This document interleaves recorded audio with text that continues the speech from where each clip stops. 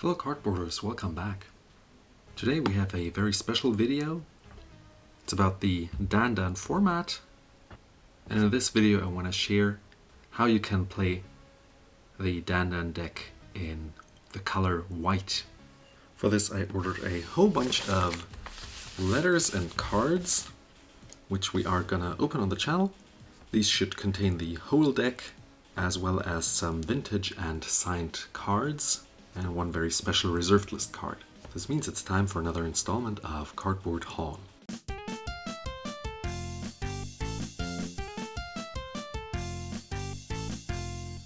So as you can see, we have a wonderful package here and 6 letters. I'm gonna put those to the side.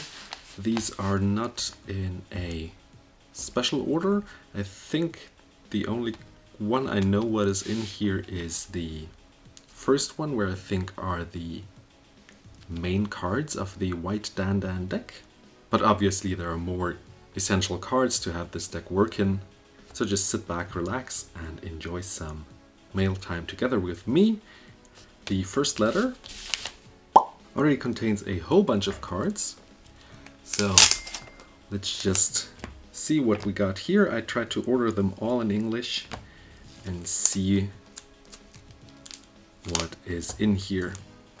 And yes, the first card here is the Jötun Jötun. It's a weird card from Ice Age. It's a 4/4 for 2, so it's 1 white and 1 other. And this giant soldier has a cumulative upkeep of putting 2 cards from your graveyard under their owner's library. So if you don't know how DanDan is played, do maybe watch this other video here if you want to see the original. The idea about DanDan is that you have one deck which you share, which contains about 80 cards. There's no restriction of how many of the same cards can be in there, and it is originally based on this creature from Arabian Nights, which is called DanDan. Dun dun dun dun dun dun.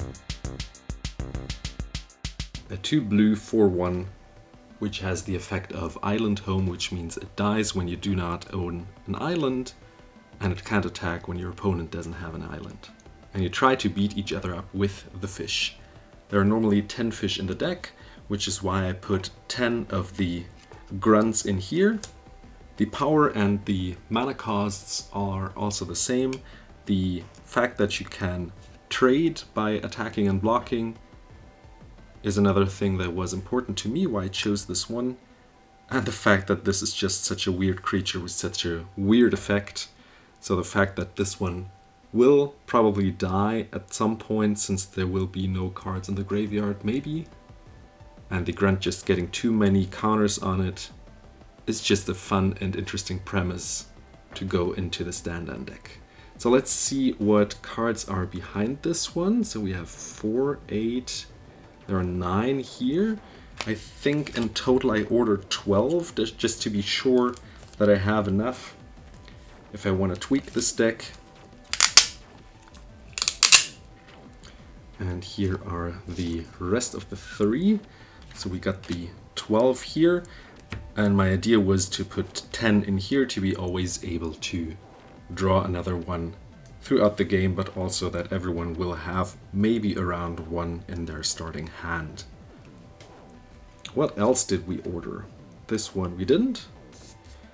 We ordered the Ruins of Trocaire, which is the white version of the Fallen Empire's Blue Temple, which is normally in a DanDan deck.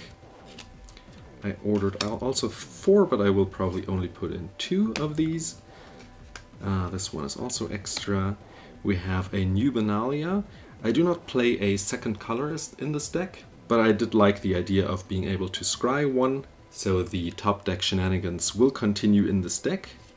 I think this is also a playset, but I will only put in 2. And then we have the white version of Memory Lapse. This one costs 1 mana more, but does the same effect. So you counter a spell, and instead of putting it into the graveyard, you put it on top of the shared library.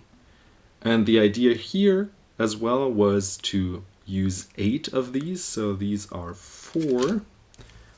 And I think the other 4 are in another order, or I already have them. I will share the rest of the deck which I have put aside in a moment, probably at the end of the video, so you can see the full deck list. We have Mandate of Peace, which is an interesting combat trick and forbids your opponent from playing any more spells this turn and ends the combat phase. So if your opponent wants to attack you with true grunts and you do not have any blockers, you're now able to just end the combat and he can't attack, or they can't attack. I wanted to add 2, so these should be, yeah, those are 4. I ordered a playset as well from the seller. And I will add 2 for now and see if that is enough.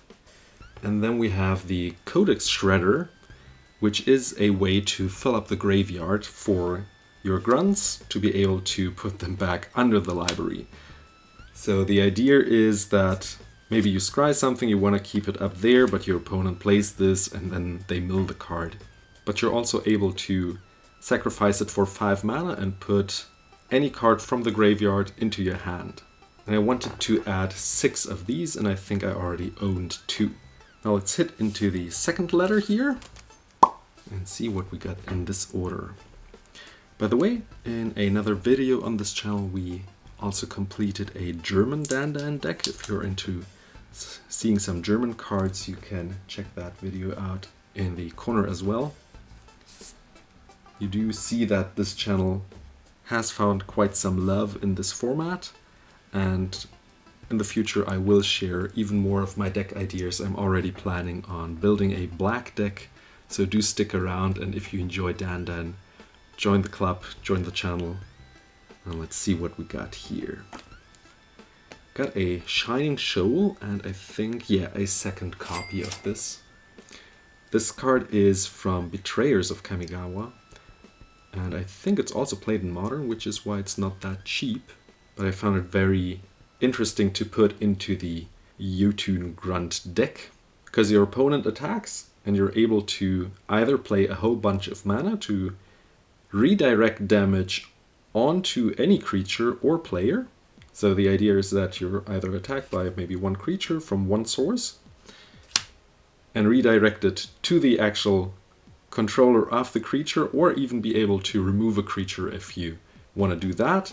And I wanted to put 2 of these copies in here, so these are those. And I do like the idea that you are able to tap yourself out and still remove a card from your hand and redirect damage, even any amount of damage. So you can also remove a lapse and only redirect 3 of the 4 damage you would get. But also your opponent could use your lapse, put the Shining Shoal on top, and then is able to draw the card. So I do love the potential shenanigans that this White Dandân deck provides. Third letter. Man, sometimes I wish I could just show the handwriting of some of the people I order from, since they are sometimes some private sellers I order from. And this person had a really beautiful handwriting. The letter looked like, wow, it looked very nice. Oh man, people sticking sellotape on cards is so sad. It destroys the card, and I could use it if it was something that could be played. Oh man, I think it's even a rare. Why would anyone do that? Ugh. Oh well.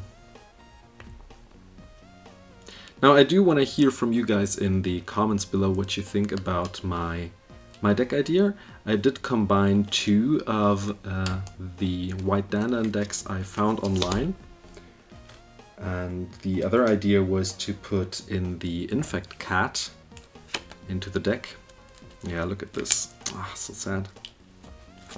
Killing this wonderful Kobold land. Ah, man. Luckily I didn't order them. But the choice of using rares and sticking sellotape on them is weird. Beautiful handwriting, but questionable use of bulk cards. Yes, as I was saying, I was thinking about putting the Infect Cat into the deck, which would put the turn clock at 5 as well, as the 4/4 creatures also do. But I did like the uniqueness of the Grunts effect of having to put cards under the library.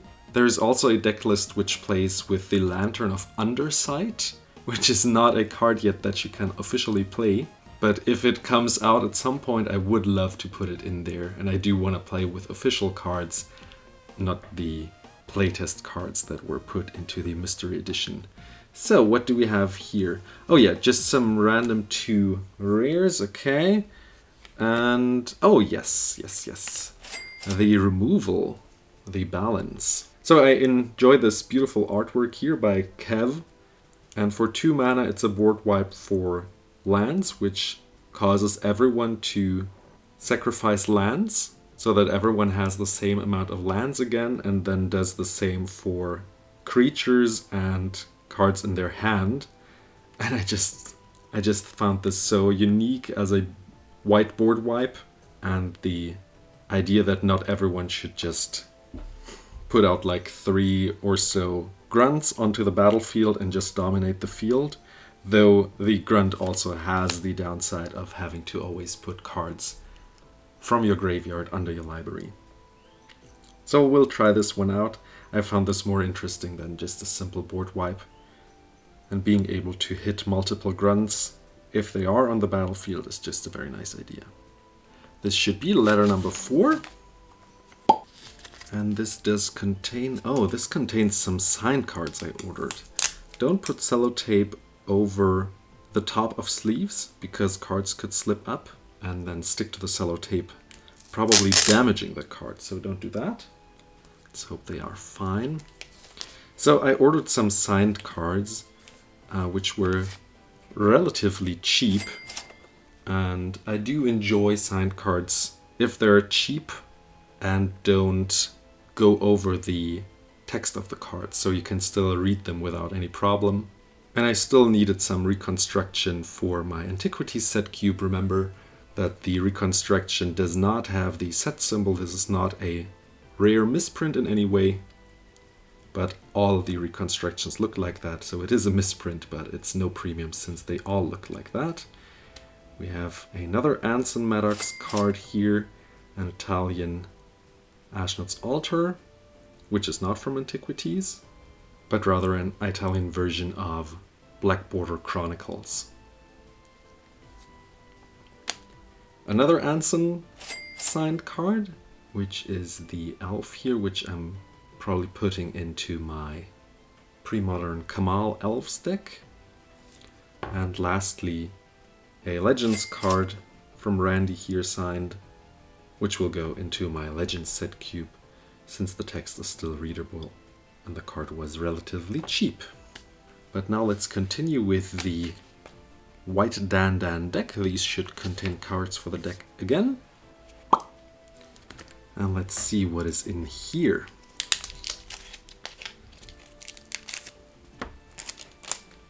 Also, do let me know in the comments if you did build a non-blue, non-DanDan DanDan deck. Since I am looking for ideas for the Black DanDan deck, I did find a deck list already online and I'm collecting cards, but I also am interested in your feedback. We have here Shelter, which is a nice cantrip for 2 mana and allows you to protect any of your creatures from probably a white source. Gives it unblockable and lets you draw a card. And the fact that this is instant speed also lets you draw cards that were put on top and maybe countered with the Lapse of Certainty. This one I think I didn't order here. This one I did order and I found very fitting and very funny for this deck. The Unexpectedly Absent card, which is an instant and puts any permanent card, which is not a land, to position X in the shared library. So everyone from now on has to keep track where the card is in the deck. And I do love the fact that you put it maybe at position 5 and everyone has to remember that in 5 draws there will be one of the grunts again to draw from the library. Another interesting land was the Tucasia Dig Site, which allows you for 3 mana to surveil and put 1 card from the top of the library either back on top or into the graveyard at instant speed. So this is a nice, useful land. And then we have Buried Ruin for the Codex Shredder to be put back on top. I'm sorry, back into your hand even when you sacrifice it. Last letter before we hit into the package. Let's see what we ordered here. These should be the last cards I needed to finish up the deck. Also thank you to Telescope Teddy for the wonderful suggestion of doing a gameplay of DanDan. So this will be coming up in the next couple of days or weeks whenever my friend has the time to spare to play around and film it. And obviously at the same day we're also gonna play the White Dandân to show you how this deck performs and what shenanigans you can do. So there will be another video of us playing White Dandân. So the last letter here, some extra goblins, and then we have visions. These are both from Legends and allow you to look at the top 5 cards, but only look at them, not put them back in any order, but you can shuffle the library. So you have the information of the next 5 turns or draws, but you can also choose to just shuffle the deck and not have your opponent to draw maybe the stronger cards that might be drawn by them. Now before we look at the whole deck in its entirety, let's open up this package and see which reserved list cards is in there. So let's see what this card is. It's a power artifact.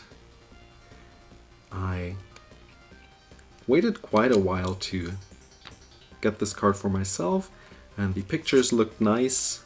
I do need 3 of these copies for my Antiquities set cube, and maybe even another one for my premodern Hana deck, which allows me to do another combo and another way to win with this and Basalt Monolith and Rocket Launcher to have infinite mana and deal an infinite amount of damage before I have to sacrifice the launcher.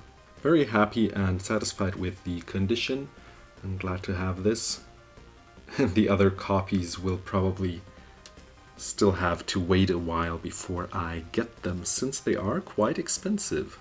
Now lastly, let's clean this up and sort the cards so you can see the whole deck list and my last thoughts I had on this. I hope you enjoyed yourself so far, and I hope to read you guys in the comments.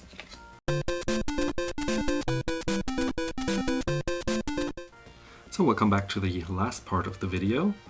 You see here this full deck list. There's one thing I sadly, I guess, forgot to order. I have to check the orders again if they just maybe forgot to put it in. This one I think I didn't order here. 2 more Banishing Stroke have to be put into the deck. I wanted to have 4, I only have 2. But other than that, the deck is complete. We have the Acrobatic Maneuver here, which we already had at home. This one for 3 mana allows you to blink a creature and also therefore remove all the counters from the grunt.